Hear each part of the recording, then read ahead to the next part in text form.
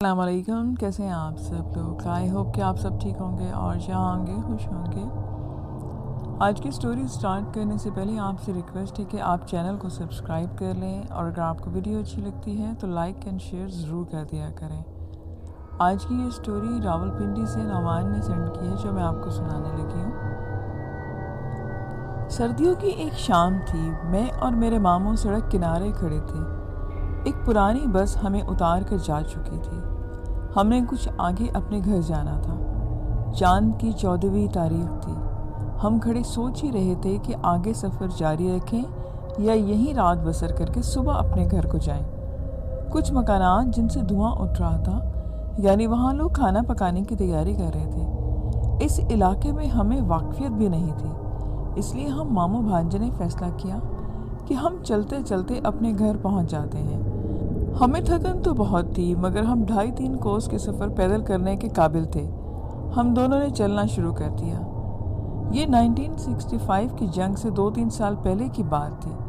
اس وقت غیر آباد زمین بہت زیادہ تھی، بالکل ہو کا عالم طاری رہتا تھا۔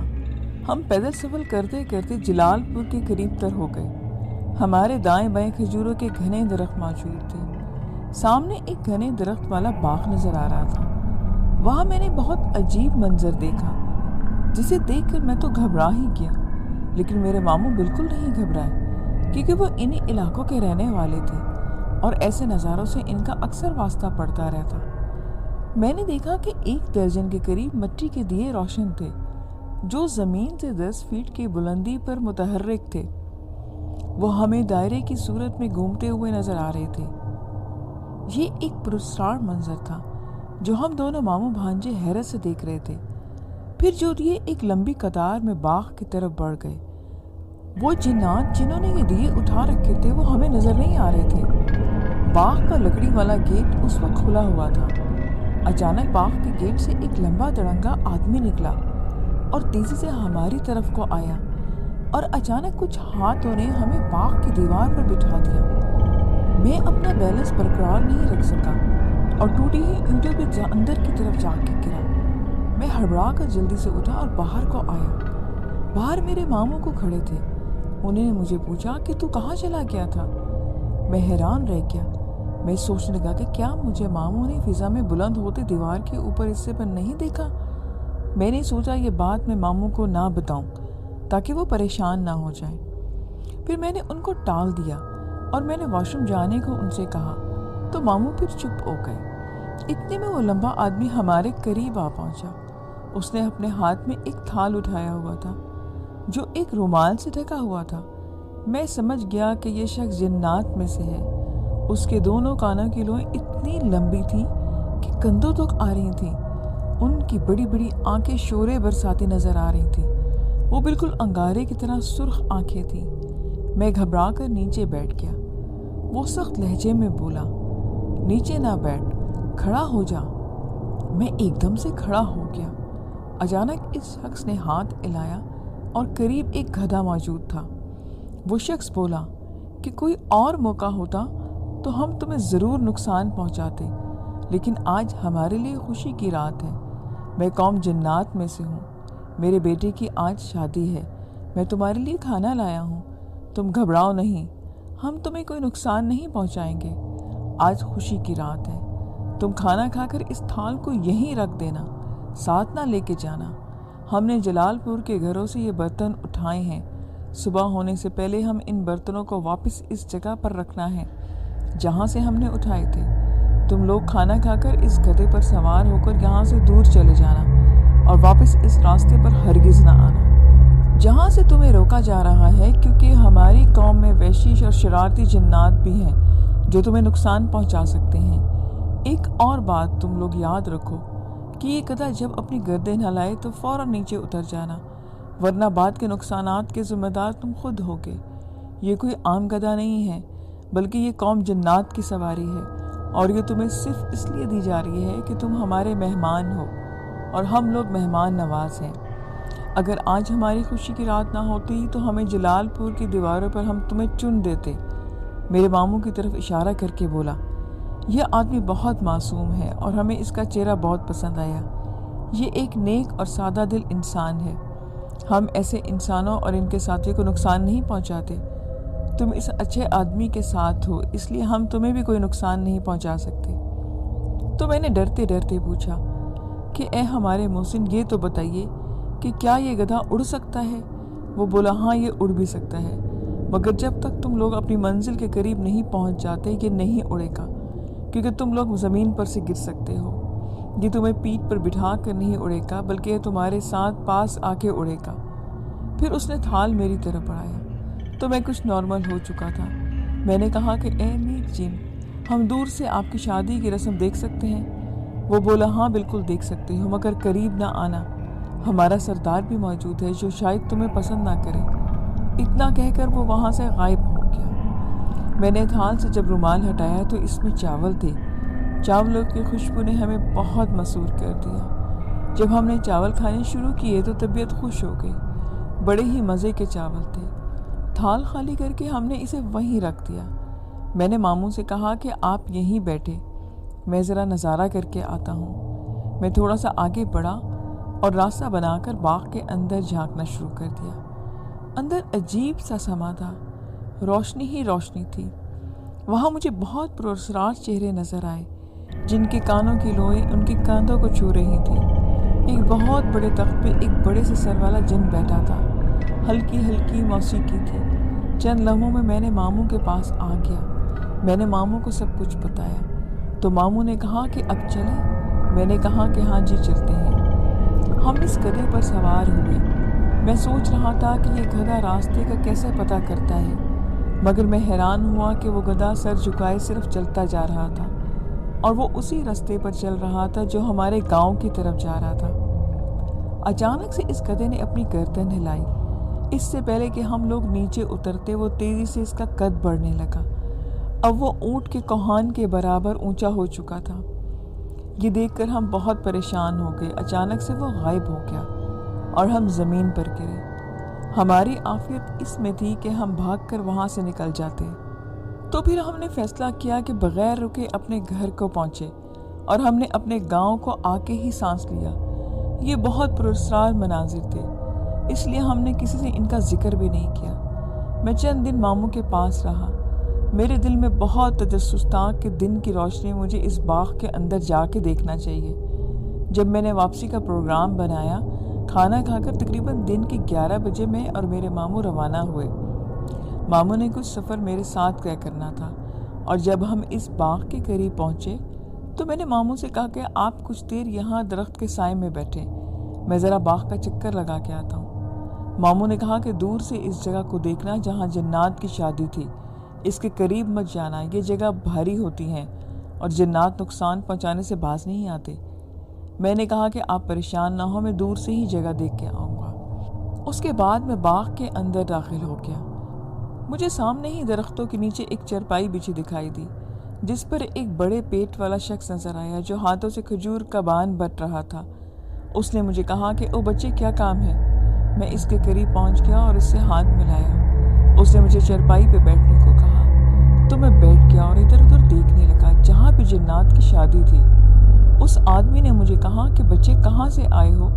اگر مجھ سے کوئی کام ہے تو بتاؤ۔ میں نے کہا کہ میں فلاں بستی سے آیا ہوں، اپنے شہر جا رہا ہوں۔ کچھ دن پہلے ہمیں اپنے ماموں کے ساتھ یہاں سے گزر ہوا تو جنات سے ہمارا واسطہ پڑ گیا تھا۔ انہوں نے ہمیں چاول کھانے کو دیے تھے اور سواری کے لیے ایک گدھا بھی دیا تھا، جو کہ بعد میں لمبا ہو گیا تھا اور پھر وہ غائب ہو گیا۔ ہم نیچے گر گئے اور ہم نے ان کی شادی بھی دیکھی تھی۔ اب میں تسلی کرنے آیا ہوں کہ کیا واقعی اس باغ میں جنات رہتے ہیں؟ میری بات سن کر وہ بوڑھا بولا، تم بالکل سچ کہہ رہے ہو، باغ کے اس حصے میں جنات کا بسیرا ہے۔ میں اس عرصے سے باغ میں رہتا ہوں اور اسی طرح کے کئی نظارے میں دیکھ چکا ہوں۔ اس کے ساتھ ہی اس بوڑھے کی آنکھیں سرخ ہونا شروع ہو گئی اور وہ جھومنے لگا۔ جھومتے جھومتے اس نے چرپائی کے قریب پڑا جو گھڑا تھا اٹھا کر میرے چہرے پہ دے مارا۔ وہ میری دائیں آنکھ کو قریب لگا اور ٹوٹ گیا۔ مٹکا لگنے سے میری جلد پھٹ چکی تھی اور زخم سے خون بہنا شروع ہو گیا۔ شاید اس پر جن آ گیا تھا۔ پھر بوڑھا جھومتے جھومتے چرپائی سے نیچے گر گیا۔ اتنے میں سامنے سے ایک عورت بھاگتی ہوئی آئی اور بولی کہ ہائے میرے میاں، پر جن آ گیا، اے لڑکے بھاگ جا یہاں سے۔ मैं फौरन ही बाग से बाहर आ गया और मामू के पास जा पहुंचा। वो मेरा खून आलू चेहरा देखकर एकदम से घबरा गए। पास ही खेतों को सैराब करने वाली नाली से पानी बह रहा था। मैंने इस पानी से अपना चेहरा साफ किया। मामू ने थोड़ा सा कपड़ा फाड़ कर मुझे दिया। मैंने इसको बांध लिया ताकि खून बहना बंद हो जाए। मैंने मामू को फिर सारी बात बताई और हम वहाँ से रवाना हो गए। मामू ने कहा कि इस बूढ़े पर जिन आ गया था, तुमको फ़ौरन वहाँ से चले आना चाहिए था। मैंने मामू से कहा कि मैंने जैसे ही इरादा किया, लेकिन इससे पहले कि मैं वहाँ से निकलता इसने मुझे वो घड़ा दे मारा। तो मेरे मामू ने कहा कि अब ये बात किसी को ना बताना, और हम चलते चलते अड्डे तक पहुँचे।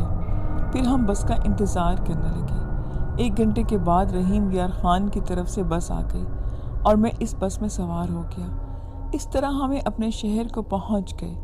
इस वाक़ये को लंबा अरसा गुजर चुका है और इस कहानी की सच्चाई की बड़ी निशानी अब ये है कि मेरे चेहरे पर दाग की सूरत में वो निशान मौजूद है।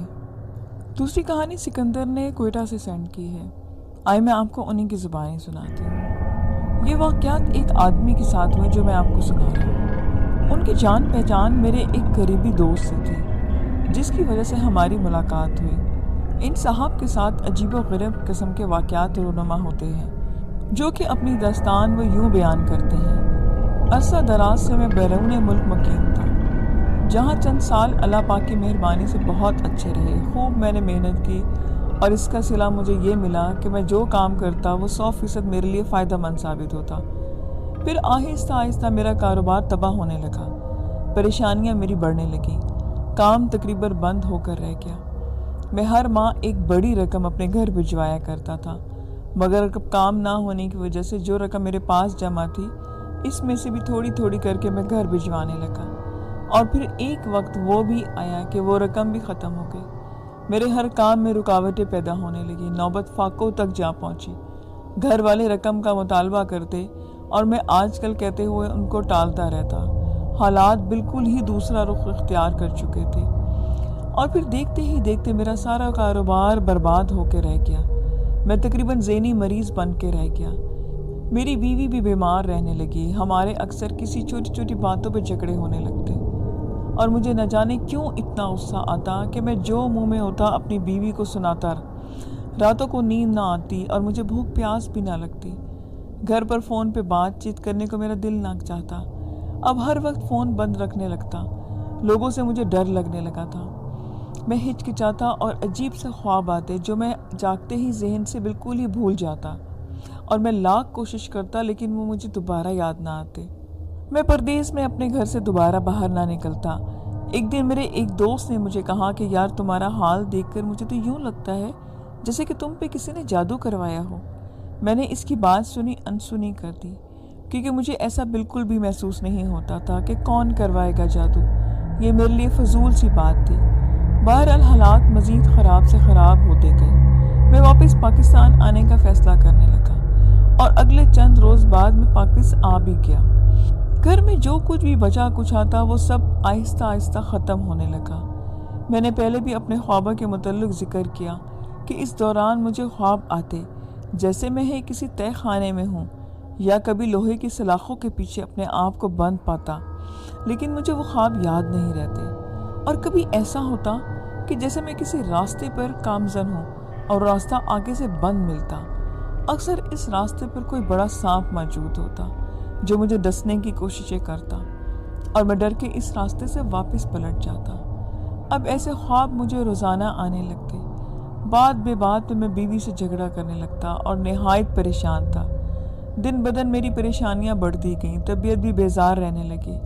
सांप नज़र आते मैं शोर करता और मेरे शोर करने पर जब घर वाले जमा हो जाते तो वो मंजर ही गायब हो जाता और मैं घर वालों के लाख पूछने पर भी खामोश होता। अजीब सी मेरी हालत हो गई थी। मेरे जिस वजह से अपने ख्यालात के बारे में मैं कुछ बताऊंगा तो वो मेरी हालत पर हंसेगा और मेरा मजाक उड़ाएगा। अब मुझे कुछ यकीन होने लगा था कि मेरे साथ मामलात कुछ और हैं। एक दिन मैं सवेरे सवेरे ही घर से अपने एक दोस्त के साथ उसके घर की तरफ जा निकला ताकि उसे अपने साथ होने वाले मामलात के बारे में बता सकूं। मैंने सारी बात अपने दोस्त को बताई और चंद लम्हे तो वो खामोश रहा। پھر کہنے لگا کہ جو کچھ تم نے مجھے بتایا ہے اس سے تو صاف ظاہر ہے کہ تمہارے معاملات میں مداخلت کی جا رہی ہے۔ میرے دوست نے آدمی کا ذکر کیا کہ وہ بہت پہنچا ہوا بندہ ہے، ہمیں جلد سے جلد اس آدمی سے ملنا چاہیے۔ میرے دوست کا ایک دوست تھا جو کہ اس آدمی کو جانتا تھا۔ میں نے اس کے ساتھ حامی بھر لی اور ملنے کا وقت طے کرنے کے بعد ذمہ داری سے معاملہ اس کے دوست کے سپرد کر دیا اور میں نے پھر اپنے گھر کی راہ لی۔ گھر پہنچا تو میرے چھوٹے بیٹے نے دروازہ کھولا۔ میں نے اس کو اس کی ماں کا پوچھا تاکہ اسے بتا سکوں کہ میں آج کل میں کہیں کسی کام سے جانے والا ہوں۔ تو وہ کہنے لگا کہ وہاں تو اوپر کی منزل پر ہیں، کافی دیر سے صفائی وغیرہ کر رہی ہیں، ابھی تک واپس نیچے نہیں آئی۔ میں نے کہا کہ تم جاؤ اندر، میں دیکھتا ہوں۔ دراصل میرے گھر میں صحن سے اوپر والی منزل کی جانب سیڑھیاں جاتی تھیں، کیونکہ کافی عرصہ پہلے اوپر کی منزل ابا نے کرائے پر دے رکھی تھی۔ اب مہمانوں کے لیے ہی وہ جگہ رہ گئی تھی، اس لیے یہاں پر جانا آنا کم تھا۔ ابا میاں کے گزر جانے کے بعد ہم نے اوپر والی منزل کرائے پر نہیں دی تھی اور آنا جانا بھی وہاں تقریباً کم ہی تھا۔ ہفتہ 10 دن کے بعد میری بیوی وہاں صفائی ستھرائی کر دیتی تھی۔ اوپر کی سیڑھیاں چڑھتے چڑھتے اچانک میں رک گیا۔ میری بیوی کسی سے ہنس ہنس کر باتیں کر رہی تھی۔ میں نے سوچا کہ شاید زینب ہو جو کہ میری بیٹی ہے۔ یہی سوچ کر میں اوپر سیڑھیاں چڑھ کر ایک کمرے سے دوسرے کمرے میں داخل ہوا۔ کمرے کا دروازہ کھلا ہوا تھا اور میری بیوی اکیلے سامنے کھڑی تھی، اس کی پیٹھ میری جانب تھی۔ میں نے جیسے ہی اس کا نام لیا اور اس کو بلایا تو وہ اچانک میری سمت پلٹ کر زور زور سے چیخنے چلانے لگی۔ میں حیران اور پریشان ہو کر اسے دیکھنے لگا کہ آخر اسے کیا ہوا ہے اور یہ باتیں کس سے کر رہی تھی۔ میں حیرت میں مبتلا تھا اور اسے دیکھنے لگا۔ وہ مجھے دیکھ کر مسلسل چلائے جا رہی تھی۔ میں جلدی جلدی اس کی جانب گیا تو وہ ڈر کے پیچھے ہٹی اور زور زور سے اپنے بیٹے کو آوازیں دینے لگی۔ میں نے کہا کہ کمال کرتی ہو، تمہیں کیا ہوا ہے اور تم کس سے باتیں کر رہی تھی؟ اتنی دیر میں سب اوپر آ گئے۔ سب پوچھنے پر میری بیوی نے جو بتایا تو میں حیران رہ گیا، اور پریشانی والی بات یہ تھی کہ میری بیوی کہنے لگی کہ آپ کے گھر سے جاتے ہی میں نے بچوں کو ناشتہ تیار کر کے دیا اور گھر کی صفائی کرنے کے بعد میں نے سوچا کہ کیوں نہ اوپر والے کمروں کی بھی آج صفائی کر دیتی ہوں۔ میں اوپر آ گئی تو مجھے کچھ دیر کے بعد ابھی آپ میرے پیچھے آ گئے اور مجھے سلام کیا اور مجھ سے باتیں کرنے لگے، جبکہ میں صفائی کرنے میں بزی تھی۔ جب آپ نے کہا کہ چھوڑو صفائی اور میرے ساتھ باتیں کرو تو میں یہ سن کر حیران ہو گئی کہ ابھی تو آپ بات بات پر مجھ سے جھگڑا کرتے ہیں اور جب واپس آئے ہیں تو ابھی کہہ رہے ہیں کہ مجھ سے باتیں کرو۔ تو میں نے اس کو اگنور کرتے ہوئے کہا کہ میں جلدی سے کام ختم کر لوں اور پھر ہم باتیں کرتے ہیں۔ میں نے آپ کو کہا کہ چلو تم کام کرتی رہو اور میں تم سے باتیں بھی کرتا ہوں۔ تم میری باتیں سنو تو مجھے بے اختیار ہنسی آ گئی۔ اتنی ہی دیر میں آپ نے مجھے سلام کیا اور جب میں نے پیچھے مڑ کر دیکھا تو آپ سامنے تھے۔ تو وہ شخص کون تھا جو اس سے پہلے مجھ سے مخاطب تھا؟ وہ میرے سامنے کھڑکی کے پاس کھڑا تھا، جبکہ آپ میرے پیچھے دروازے کے ساتھ ہیں۔ مارے خوف کے اور دہشت کے میری ٹانگیں کانپنے لگی۔ وہ ہو بہو آپ کی شکل کا تھا۔ میری بیوی کے چہرے پر خوف اور دہشت کے تاثرات واضح دکھائی دے رہے تھے۔ میں نے بچوں کو دیکھتے ہی اسے آنکھ مار کر خاموش رہنے کو کہا اور کہا کہ یہ تمہارا وہم ہوگا، تم ڈر گئی ہو اور تو کوئی ایسی ویسی بات نہیں ہے۔ یہ بات سب سن کے وہ رونے لگی۔ پھر میں نے اسے تسلی دی اور سب کو لے جا کر نیچے آ گیا۔ میری پریشانی اب مزید زیادہ ہو گئی تھی۔ اب مجھے ڈر لگنے لگا، مگر میں اپنا خوف میں نے اپنی بیوی پر ظاہر نہ ہونے دیا۔ میں نے سوچ لیا کہ اب جلد از جلد مجھے اپنے دوست کو بتائے ہوئے عامل سے ملنا ہے۔ میری بیوی بار بار مجھے یہ احساس دلاتی رہی کہ یہ سب سچ ہے، وہم نہیں، مگر وہ جو بھی اچھی طرح سے جانتی تھی، میں نے اس کی باتوں پر بالکل بھی بھروسہ نہیں کیا۔ اس رات میرے دوست نے مجھے فون کیا اور اس بندے سے وقت لے لیا، لہٰذا اب ہم نے چلنے کا پلان کیا۔ میں نے صبح ہی جانے کو کہا اور یوں ہماری تیاری ہو گئی۔ ہم 2 لوگ صبح فجر کی نماز کے بعد روانہ ہو گئے۔ سفر کافی لمبا تھا۔ لاہور سے چکوال اور پھر تلا گنگ تک ہم نے جانا تھا، تقریباً 100 کلومیٹر جہاں ہمیں جانا تھا۔ خیر جب ہم وہاں پہنچے تو کافی لوگ وہاں پر پہلے سے ہی بھی موجود تھے۔ یہاں پر میں عرض کرتا چلوں کہ ان صاحب نے میری فون پر جو بات ہوئی تھی، ان کا کہنا تھا کہ مجھے سحر کے ذریعے ہی سے جنات کو مسلط کیا گیا ہے، یعنی کہ مجھے جادو کے ذریعے میرے سر پہ جنات بٹھا دیے گئے تھے، اور مزید یہ کہ مجھے جلد ہی وہاں سے آنا چاہیے تاکہ ان جنات کی حاضری کروا کر پوچھا جائے کہ کس نے انہیں بھیجا اور جادو کس نے کروایا؟ ساری یہ بات میں نے ان سے پہلے ہی کر چکا تھا، تو ہمیں وہ باہر انتظار کرنے کو کہا گیا۔ میرے خیال کے عین مطابق یہاں پر عورتوں کی اچھی خاصی تعداد تھی جو اپنے اپنے مسائل لے کر اپنی اپنی باری کا انتظار کر رہی تھی، اور اندر سورہ مزمل شریف کی تلاوت بھی ہو رہی تھی۔ میرے دوست کے دوست نے میرے کان میں سرگوشی کی کہ یہ پیر صاحب سورہ مزمل کے عامل ہیں، ان کے پاس کافی جنات وغیرہ موجود ہیں۔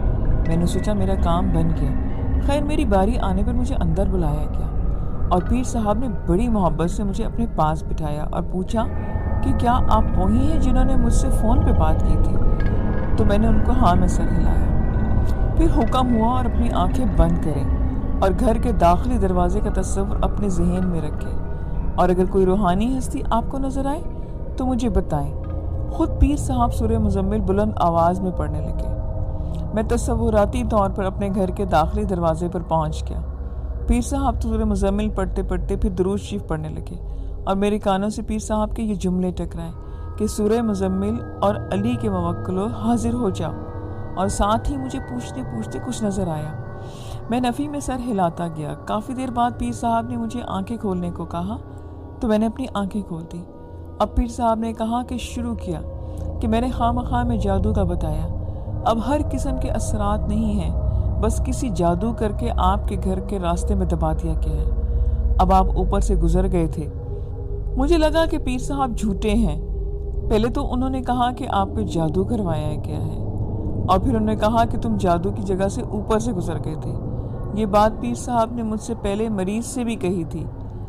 اس علاقے میں سرائکی بولی جاتی تھی، اور پیر صاحب کا خیال تھا کہ مجھے ان کی زبان سمجھ نہیں آتی ہوگی، مگر میں سمجھ گیا تھا، اور خیال کر کے ہر بندے کو پیر صاحب کو یہی بات بتاتے تھے۔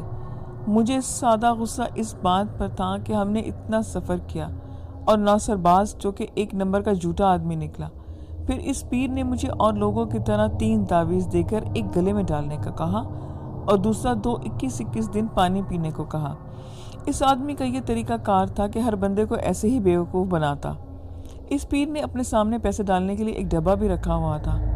اپنی مرضی سے لوگ اس آدمی کے کہنے پر پیسے ڈالتے اور پھر وہاں چلے جاتے۔ میں ایسے پیروں پر لعنت بھیجتا ہوں جو ناصر بازی کرتے ہیں اور لوگوں کو تنگ کرتے ہیں۔ وہاں سے باہر آ کر میں نے اپنے دوست کو کہا کہ یار یہ تو پیر فراڈ لگتا ہے، اور یہاں پر ہم نے آ کے اپنا وقت ضائع کیا۔ وہ آدمی کہنے لگا کہ یار وہ سید زادہ ہے۔ تو مجھے سمجھ نہیں آئی کہ یہ لوگوں کا عقیدہ ہے کہ اپنے آپ کو سید کہتے ہیں اور لوگوں کا کام غلط کرتے ہیں۔ بہرحال میں بہت غصے میں اپنے گھر واپس آ گیا، اور میرے ساتھ وہ معاملات پچھلے دنوں سے زیادہ ہوتے گئے۔